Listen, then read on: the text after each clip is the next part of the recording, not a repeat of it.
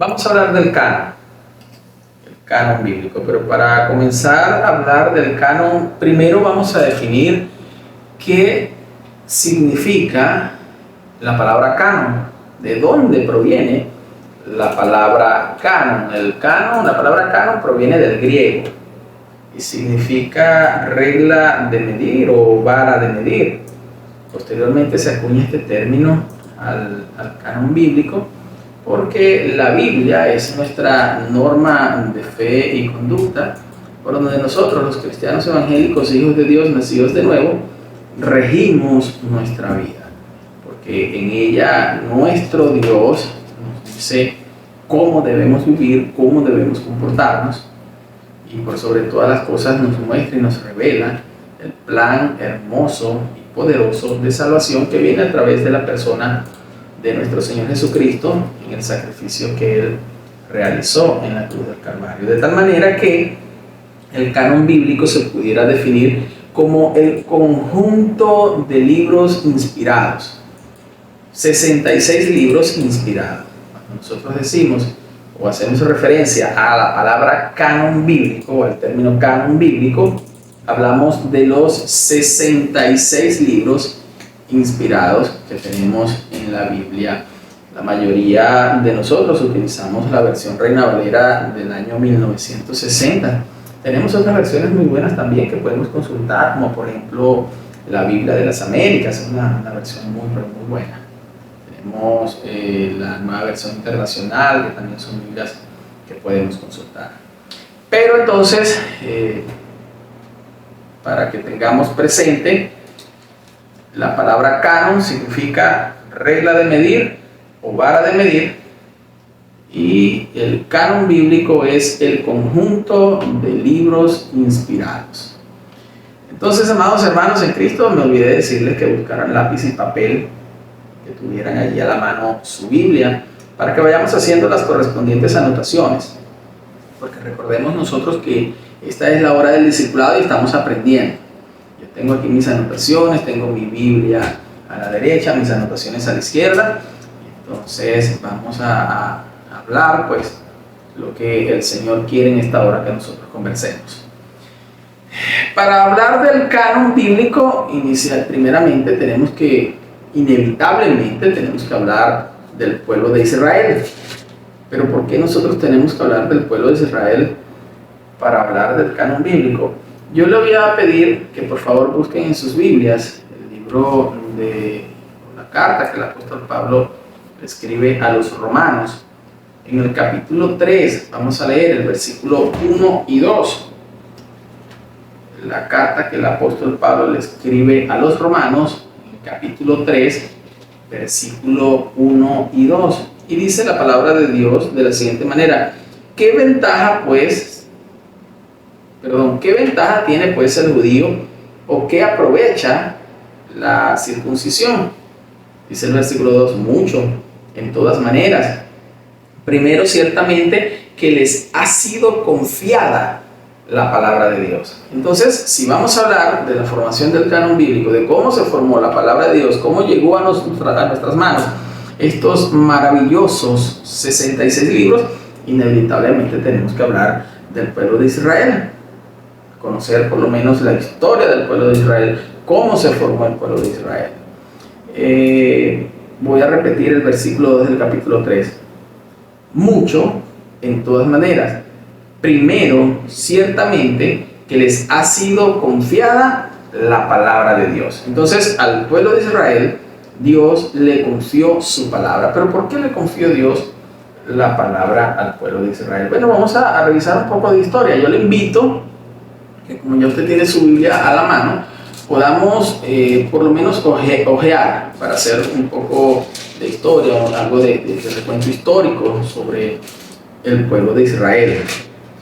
Yo le invito a que vaya al libro de Génesis y vamos a ir ojeando el libro de Génesis. Vamos a darle una vista rápida al libro del Génesis, porque allí es donde en el capítulo 12 Dios llama a Abraham, y de Abraham es donde desciende el pueblo de Israel. Pero vamos a tocar los versículos 1, 2 y 3 para entrar en contexto del momento en que Dios llama a Abraham. En el Génesis capítulo 1 nos encontramos la creación. Vemos a nuestro Señor y buen Dios en el momento en que está creando cielo, tierra, mares, agua, toda la vegetación, los animales. Y en el versículo 26 es donde Dios dice, entonces dijo Dios, en el versículo 26 del mismo capítulo 1, entonces dijo Dios, hagamos al hombre a nuestra imagen conforme a nuestra semejanza y señoree en los peces del mar, en las aves de los cielos, en las bestias, en toda la tierra y en todo animal que se arrastra sobre la tierra. Entonces en este punto del Génesis capítulo 1 versículo 26, Dios dice, hagamos al hombre a nuestra imagen conforme a nuestra semejanza. En el capítulo 2, el Señor, a través de su palabra, nos da otros detalles sobre la creación narrada en el capítulo 1. Algunos estudiosos e intérpretes bíblicos han dicho que son dos creaciones, pero no es que sean dos creaciones, es una única creación de Dios.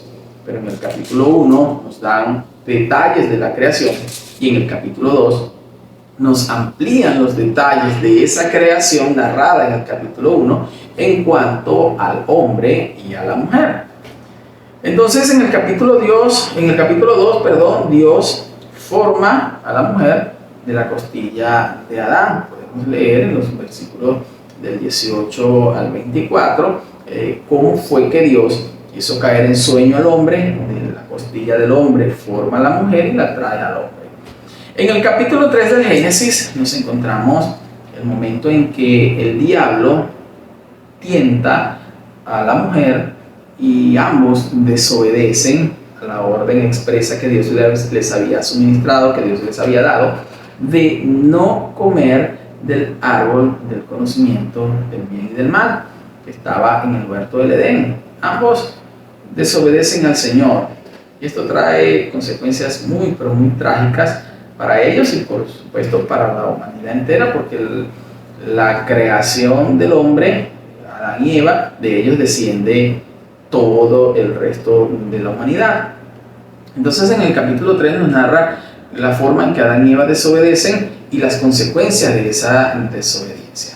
En el capítulo 4 comienza la humanidad a reproducirse, a cumplir esa orden que Dios les dio en el Génesis 1, 20, ya les digo el 20, Génesis 1, 28, donde dijo, y los bendijo Dios, y les dijo, fructificad y multiplicaos y llenad la tierra. Entonces en el capítulo 4 del Génesis nace Caín y Abel y comienza la expansión de la humanidad.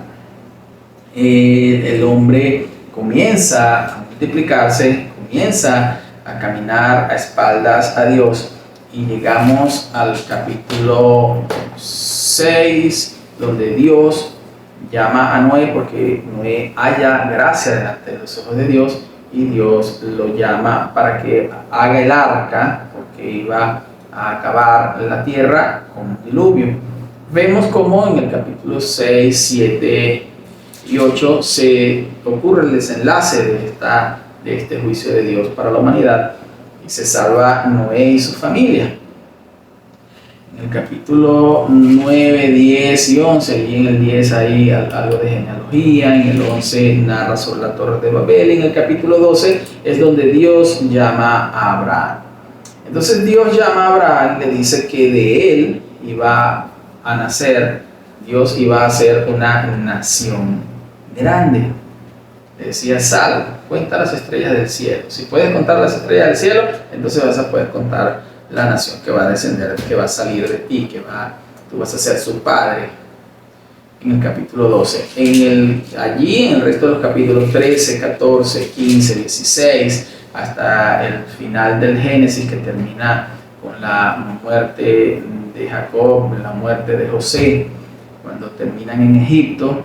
Pueden revisar toda la historia a profundidad en casa. José termina en Egipto, la familia de Jacob va a Egipto, dada ciertas circunstancias que se presentaron allí, y muere José, muere Jacob y queda la familia de Jacob, los 12 hijos de Jacob y la descendencia de Jacob viviendo en Egipto.